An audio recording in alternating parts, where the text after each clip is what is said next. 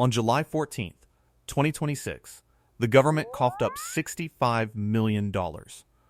Not for a new dam, not a pipeline, for absolutely nothing. This money was a desperate bribe paid to the biggest water agency in America just so they'd leave their own water alone.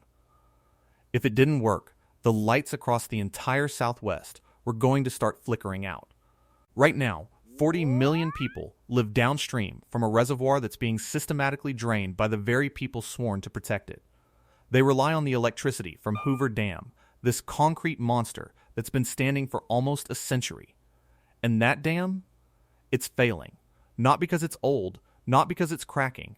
It's dying of thirst. The water level in Lake Mead has dropped so low that the huge turbines inside could literally tear themselves apart. This isn't some problem for later. This isn't a projection. It's happening right now.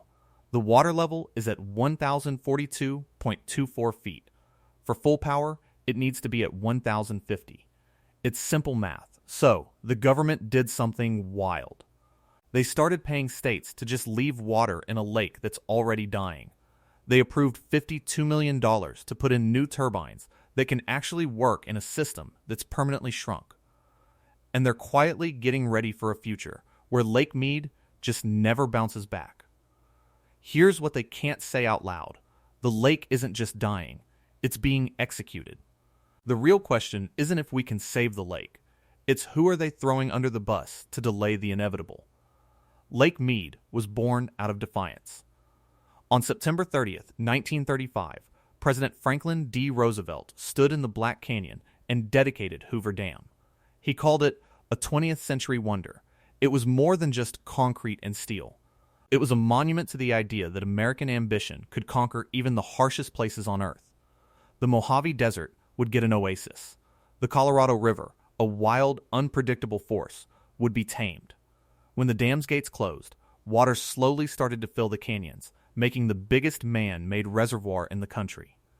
It was a promise of endless water, endless power, endless growth. For decades, that promise held. By July of 1983, Lake Mead hit its highest point ever recorded, 1,225 feet above sea level. Full, a massive inland sea gleaming under the desert sun, it fueled the explosive growth of Las Vegas, Los Angeles, and Phoenix. It watered millions of acres of farmland, turning desert dunes into green fields. It truly seemed limitless. But it wasn't. It never was. The whole system was built on a lie. A calculation error made way back in 1922. The Colorado River Compact, the legal document that splits the river's water among 7 western states, was based on river flow measurements from a super wet period. The agreement divvied up 15 million acre-feet of water every year. But the river, on average, only actually provides about 13 million. That 2 million acre-foot gap, water that never even existed, has been piling up for a century. It's a debt to nature, quietly growing year after year. Every skyscraper in Phoenix, every golf course in Palm Springs, every almond farm in the Central Valley was built on that bad math. A booming civilization founded on a mirage of water. And now, that mirage is disappearing. The first sign the system was breaking wasn't the water level, it was the sound. Or, really, the terrifying lack of it. Hoover Dam makes power using a simple idea: gravity. The huge weight of Lake Mead shoves water through giant pipes called penstocks, spinning turbines hooked up to generators. The higher the lake, the more pressure. Engineers call it head, and the more power it makes. But as the lake drops, that pressure goes with it. And below a certain point, physics just becomes the enemy. At around 135 feet, the water pressure gets so low that tiny air bubbles start forming inside the turbines as they spin. Those bubbles then collapse with incredible force. It's called cavitation. Think of it like an underwater jackhammer, eating away at the steel turbine blades. It's a machine self-destructing. Operators can't just ignore it. To keep a turbine from completely tearing itself apart, they have no choice but to shut it down. This is the hydropower cliff, and Lake Mead is already right on the edge. Today, the lake is at 1,042.24 feet. That's just 7 feet above the point where the older turbines risk catastrophic failure.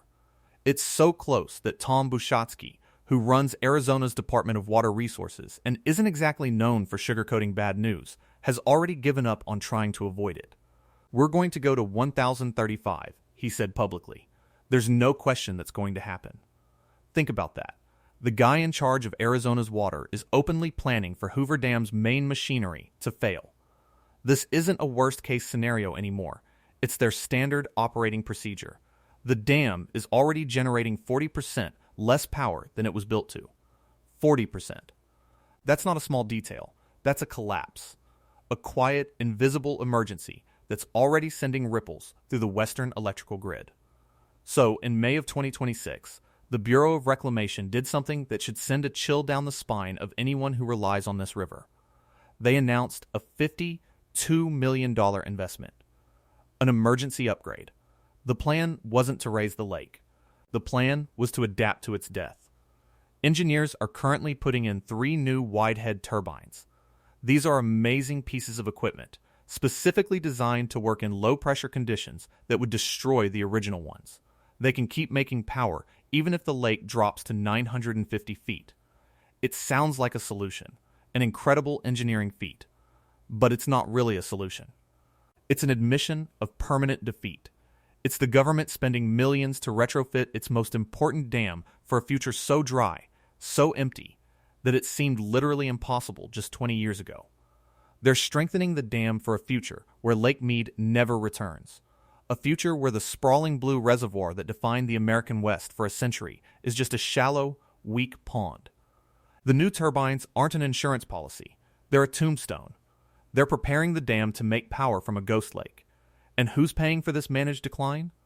You are. That $52 million comes from federal funds. So does the $65 million paid to the Metropolitan Water District of Southern California on July 14th.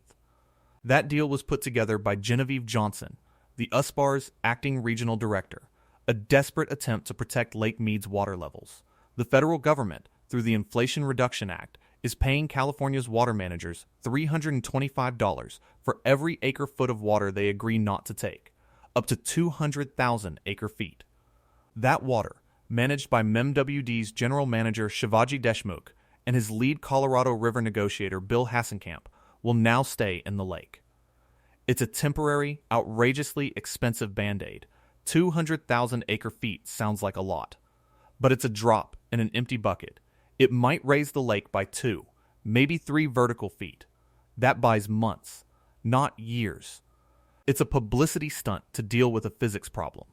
It creates the illusion of action while completely avoiding the real conversation. The one conversation the officials in charge absolutely can't have. Here's the truth no one in power can say on camera. The crisis isn't about your lawn. It's not about your shower. It's not about the fountains at the Bellagio. The crisis is about alfalfa. A 2024 study in Communications, Earth and Environment confirmed the number that haunts every water manager in the basin. Irrigated agriculture uses 74% of all the Colorado River water that humans take. 74%. And of that, almost half, a staggering 46% of the entire river supply for human use, goes to just 2 crops, alfalfa and other grasses for cattle feed. We are draining the single most important reservoir in the American West to grow food for cows, in the middle of the desert, while cities fine homeowners for planting petunias.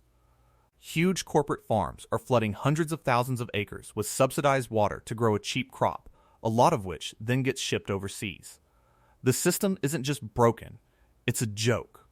The cuts we need to stabilize Lake Mead are politically impossible, telling a multi-billion-dollar agricultural industry that their water rights, given to them a century ago, are no longer valid would start a massive legal and political fight. So, instead, they pay California cities $65 million to pretend they're fixing the problem. It's easier to write a check than face the truth. But there's an even darker truth. A secret hidden in plain sight in the Bureau of Reclamation's own reports. Lake Mead's catastrophic drop in 2026 wasn't an accident. It wasn't just because of a bad snow year. It was a planned demolition. To understand how, you have to look further upstream. 180 miles up the Colorado River sits the second largest reservoir in the country, Lake Powell. Mead and Powell work together as one giant connected system. The water that flows into Mead is released from Powell through the Glen Canyon Dam. And Lake Powell is in even worse trouble. Powell has its own hydropower cliff, a minimum power pool of 3,490 feet. As of mid-July 2026, it was sitting at just 3,524 feet, dangerously close to becoming a dead dam itself. So, on April 23, 2026, the federal government under Interior Secretary Doug Burgum took emergency action. They made a brutal choice. To save Lake Powell, they decided to sacrifice Lake Mead. The Bureau of Reclamation cut the amount of water being released from Glen Canyon Dam by nearly 1.5 million acre-feet for the water year. They're intentionally holding water back in Powell, starving Mead of its only major inflow. This is the robbing Peter to pay Paul logic of a collapsing system. They're draining one reservoir to keep the turbines spinning at the other. Every foot of elevation Lake Mead loses this summer is a direct, calculated result of that decision. They're not just letting the lake die, they're actively killing it, hoping nobody connects the dots between the water being held in Utah and the crisis unfolding at Hoover Dam. This isn't a natural disaster. It's a man-made catastrophe, engineered by the very agencies tasked with preventing it. Genevieve Johnson of the USPR called the July water deal a timely, collaborative action. It was an emergency blood transfusion for a patient the doctors themselves had just bled dry. This is the state of the Colorado River in 2026. A panic scramble from one crisis to the next, driven by deadlines that get closer every single day. The most important date isn't far off. It's October 1st, 2026. That's the deadline Secretary Doug Burgum has given the 7 basin states to agree on how the river will be managed after the current rules run out. And if they don't, a second, scarier deadline is looming. December 31st, 2026. At midnight on New Year's Eve, the entire legal framework that holds the West's fragile water truce together simply disappears. The 2007 Interim Guidelines, the 2019 Drought Contingency Plan, the Minute 323 Treaty with Mexico. All of it expires simultaneously. It's a doomsday clock. On January 1st, 2027, if no deal is reached, there are no rules. It'll be a legal free-for-all, state against state, city against farm, fighting for the last drops of a shrinking river. California's old water rights versus Arizona's desperate need. Nevada's tiny allocation against the demands of 40 million people. This is what keeps water managers up at night. Not just a low lake, but the complete breakdown of the century-old legal system that prevents utter chaos. The $65 million deal with MWD, the $52 million turbine upgrades, these aren't solutions. They're distractions. They're desperate attempts to keep the machinery going just long enough to get a new deal signed. Any deal. Because the alternative is unthinkable. Doug Burgum put out a statement saying, "We believe that a fair compromise with shared responsibility remains within reach." That's the kind of cautious optimism you spout when you're staring into a black hole. And underneath all the politics, all the money, all the engineering, a slower, more dangerous threat is growing. It's on the lake floor itself. Since Hoover Dam was finished in 1935, the Colorado River has been dumping silt, sand, and mud into the still water behind it. For 90 years, that sediment has been piling up. Scientists now figure there's a layer of accumulated muck 100 feet deep at the bottom of Lake Mead. 100 vertical feet of the reservoir's original storage capacity is just gone, filled with mud. This means the lake is actually shallower than the official maps say. It means the amount of water is less than the elevation numbers suggest. And it means we'll hit bottom faster than anyone projects. The dead pool elevation is 895 feet. At that point, gravity can't pull water through Hoover Dam's lowest outlets anymore. The river downstream to California, Arizona, and Mexico effectively stops. It doesn't mean the lake is literally empty, but it might as well be. Hundreds of feet of water would still be there, stagnant and trapped. A dead sea. What the sediment floor tells us is that the trip to 895 feet is shorter than we think. The bottom is rising to meet the falling surface. This is where the story of Las Vegas's famous third straw gets so grimly fascinating.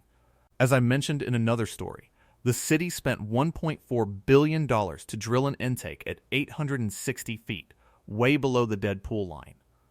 It was an incredibly brutal, brilliant move. The Southern Nevada Water Authority, the SNWA, made sure that Las Vegas can keep sucking water out of the lake even after it's practically dead for everyone else. Intake number 3 is a survival mechanism for just one city. It guarantees that when the water stops flowing to Phoenix and Los Angeles, the taps in Vegas will still run. They can pump the dregs, the stagnant leftovers at the bottom of the basin. But what kind of water will that be? Water from a dead lake, where 90 years of upstream pollution and heavy metals from old mining operations are being stirred up from the sediment by changing water levels. Las Vegas might have secured its own survival, but it's a lonely, isolated survival in a dying ecosystem. It saved itself by becoming a parasite on a corpse. The officials know all of this. They know the math on the 1922 compact is broken. They know that agriculture is the real problem, but they can't touch it. They know they're draining Mead to save Powell. They know the December 31st deadline is a cliff for Western civilization. They know the lake's floor is rising. And they know that their solutions, the turbine upgrades, the water buybacks, are just temporary fixes, expensive, headline-grabbing band-aids on a system that's bleeding out. They can't say it. They can't stand at a podium and tell 40 million Americans that the resource their lives were built on is gone, that the promise of 1935 was a fantasy, that the entire system is a century-old mistake that has finally, irrevocably, caught up with us. To say that would be to admit failure on a scale we've never seen. It would be political and economic suicide. So instead, they talk about mitigation and collaboration. They celebrate a $65 million deal that buys them a few more weeks. They issue press releases about new turbines designed to work in a wasteland. They put on a show of managing things, all while the lake quietly, systematically, keeps dying. This isn't a story about a drought. This is a story about a choice. A bunch of choices made over 100 years that have brought us to this exact moment. A moment where the only option left is to decide who gets the water and who is left with sand. The lake isn't empty, but it's already dead. Its purpose as an ecosystem, a reliable source of power, a promise for the future, all gone. And somewhere, in an office in Washington or Denver, an engineer is staring at a chart, watching the line drop another 100